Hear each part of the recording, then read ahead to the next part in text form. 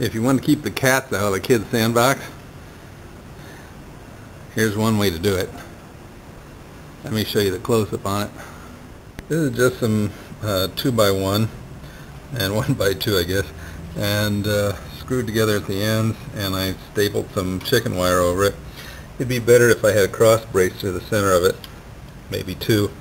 And you also have to keep people from walking on them, but if the cat can't reach through and scratch the ground or whatever, they are not interested in making and leaving the messes there. So anyway, that's all it takes is a little cover, put it over the sandbox, and you're done.